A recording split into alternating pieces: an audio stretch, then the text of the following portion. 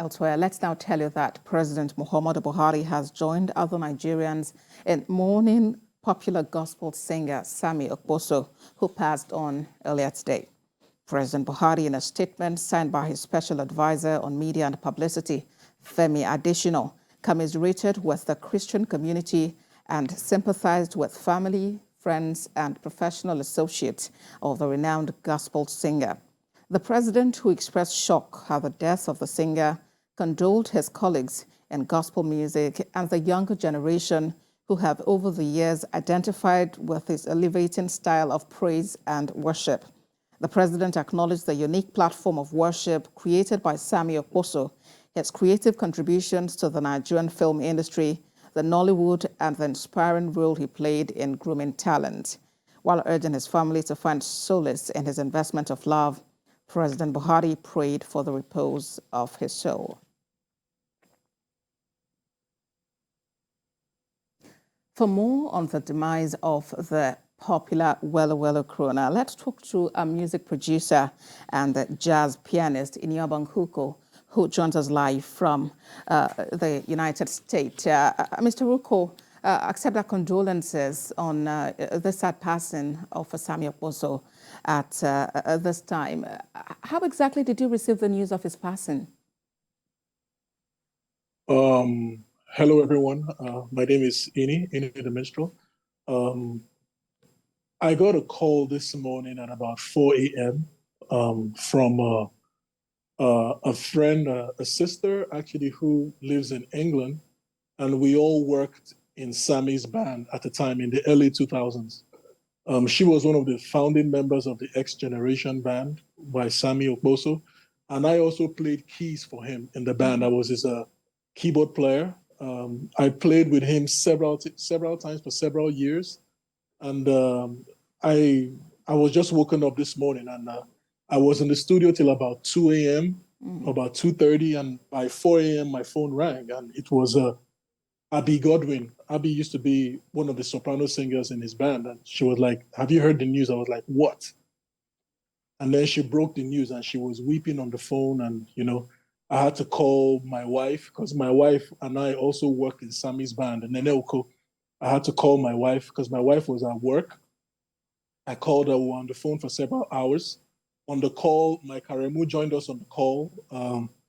Saxophonist Mike Aremu in England joined us on the call. Kunle Bimiloye, K-Sticks, the former musical director of Daystar as well. Olu Jazz as well. He's well, out here in Oko, California as well. I can imagine the shock. I can imagine the shock, with which you reacted. It was a rude shock. And we also had to bring Joel Wilson, Dr. Wilson Joel, the former musical director of House on the Rock, because Wilson Joel also played with us. He was my co-keyboard player in Sammie's band. So apparently, Mr. As Oko, well. So you shared a really great bond with the late Sammie Okposo when he was here. Share with us some of your fondest memories of him.